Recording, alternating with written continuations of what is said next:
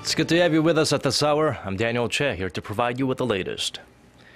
During the fourth and final stop of our Middle East tour, President Park Geun-hye held talks with the Qatari emir to discuss ways for Korea to participate in Qatar's preparation for the 2022 World Cup.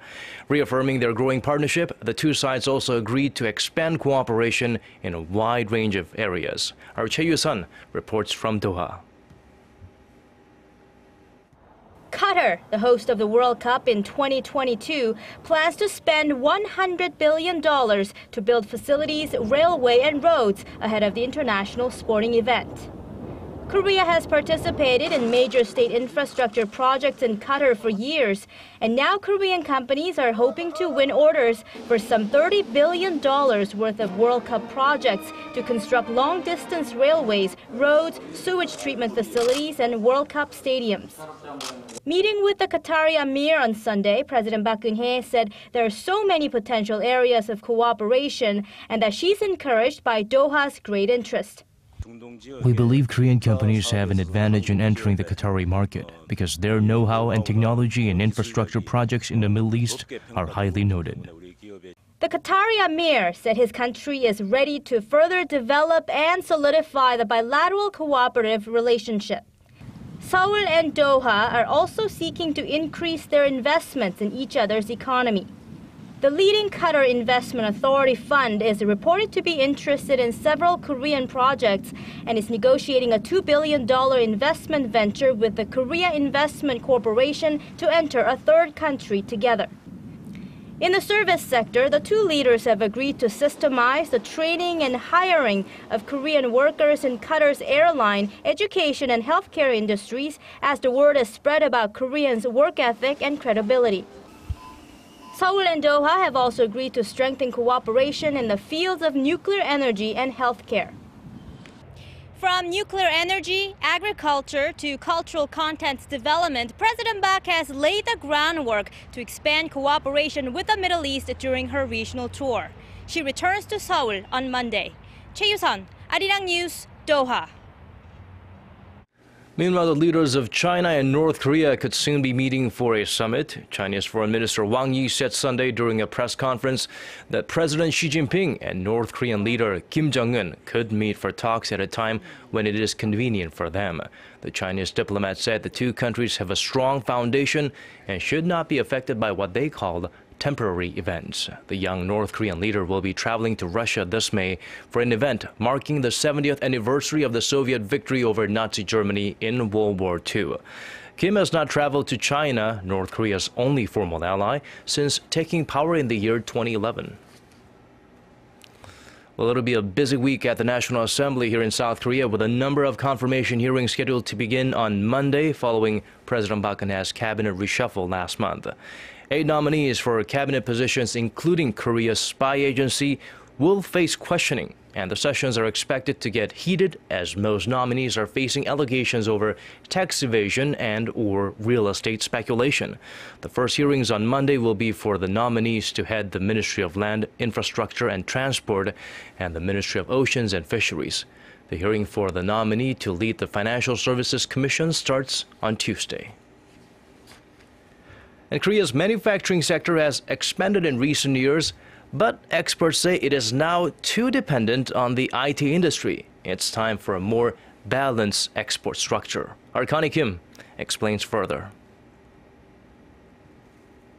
Korea's manufacturing sector has grown over the years, but a recent study shows it may be too dependent on the IT industry, prompting calls for diversification. The Hyundai Research Institute's index for how technologically advanced the country's exports are and how much added value they provide shows Korea lagged behind Germany, Japan, and the US in 2000, but caught up in 2013.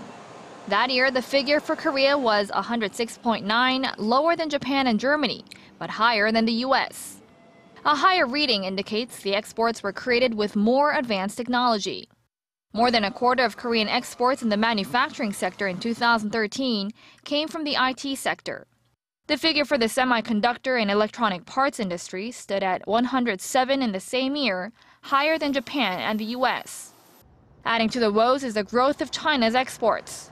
The figure for China's iron and steel exports stood at 104.5 in 2013, behind the US, Korea, Japan, and Germany. But the figure is nearly 15 points higher than it was in 2000. Looking at the index for petrochemical products, the gap between Korea and China is less than 5 points. With China's move in recent years to build global production sites, there are worries that Korea may be squeezed between China and developed countries. Experts say there's a need for Korea to foster growth in industries such as iron, steel, and petrochemicals. Connie Kim, Arirang News. February was not a great month for Korea's auto industry. Production, sales, and exports plummeted while imports thrived. According to data by the Ministry of Trade, Industry, and Energy, only around 317,000 cars were manufactured last month. That's a 12% drop from the same month last year. Outbound shipments of Korean automobiles dropped 13.7% to 210,000 in that same period. And while domestic sales of Korean cars dropped 4.1% last month to 1,300, imports of foreign cars increased by 25% to 7,000 units. The ministry attributed the tumble in production and exports to the 5-day weekend over the Lunar New Year's Halal holiday. Japan reportedly has a detailed proposal regarding compensation for Tokyo's wartime sexual enslavement of women. Quoting a high-level government source, Yonhap News reported Sunday that Tokyo crafted the proposal after a previous round of talks between Korea and Japan on the comfort women issue in January. The source said, however, that the plan is far from the kind of government-level compensation Korea has been demanding for too long. The meeting comes as the leaders of the two countries express hope of improving their bilateral ties this year, which also marks the 50th anniversary of diplomatic ties between the two nations. Senior officials from the two countries will meet later this month for a 7th round of talks on the so-called comfort women issue. March 8th is International Women's Day. It was celebrated in many different ways in many different parts of our world. For some, it's a day to focus on women's achievements. For others, it's a day to speak out for women's rights and equality. Our Kwon So-hwa shows us some of the events taking place on that very special occasion. Make it happen is the theme of this year's International Women's Day, a day to celebrate women's economic, political, and social achievements and call for greater awareness of women's rights. Equality for women was stressed at an event in Seoul organized by Korean Women's Associated United. The group's 31st annual Women's Day event included a march through the city and an award ceremony honoring the contributions made by and for women. In India, people took to the streets to protest violence against women in the wake of several high-profile rape cases that have shaken the country and the world in recent years. I wanted my own country, to uplift the dignity of the women and to make an awareness towards the things which are pulling the women down. Afghan men wore burqas to experience what it's like to be a woman in Afghanistan. Although the tradition of covering the body is not necessarily linked to the harsh treatment of women, the men used it as an opportunity to advocate for women's rights. The wearing of burqa is imposed by men on women. We are here today to show our solidarity with women and experience this pain today by covering our faces with the burqa. And in Ukraine, there was a different change of attire as female rebel fighters swapped their uniforms for evening dresses. We really want peace so that our children are not being killed, as well as our civilians who are not guilty of anything.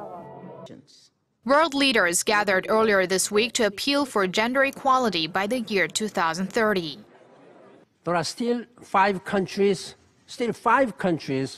where not a single woman is represented in the parliament. I'm strongly urging the leaders of those countries to do more to empower women. International Women's Day, designated by the United Nations, has been observed globally since the early 1990s. Kwon So-hwa, Arirang News. On a more somber note, it's been a year since Malaysian Airlines flight MH370 vanished on its way from Kuala Lumpur to Beijing, and the relatives of the missing passengers are holding gatherings to commemorate the anniversary of that tragedy. Two-thirds of the 239 people on board the flight were from China, where grief-stricken family members are still waiting for permission to carry out similar gatherings. The Malaysian government on Sunday released an interim report on the missing airliner. It offers no significant new information, however, on what happened to the plane, but does say that the battery of an underwater locator beacon expired before the plane vanished.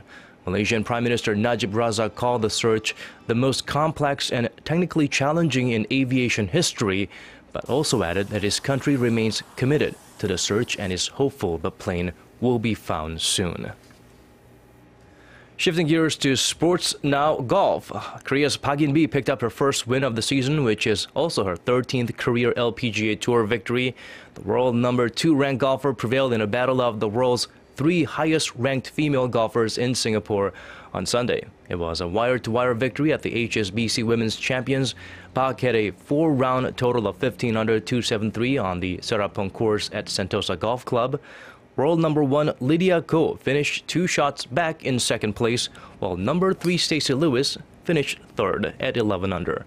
With her $210,000 winner's check, Park rises to third on the money list this season, but she's still number 2 behind Ko in the rankings.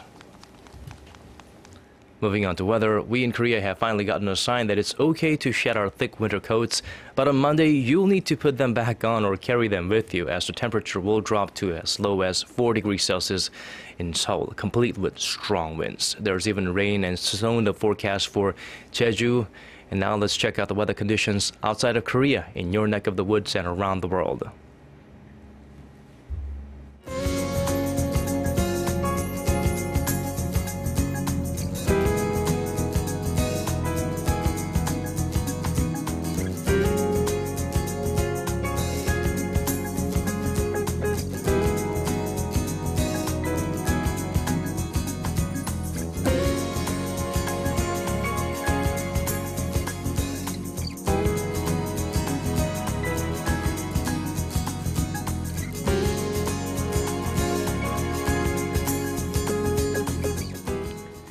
Well, we've run out of time, so it's time for us to say goodbye. For now, thank you for watching. Have a great start to your new week.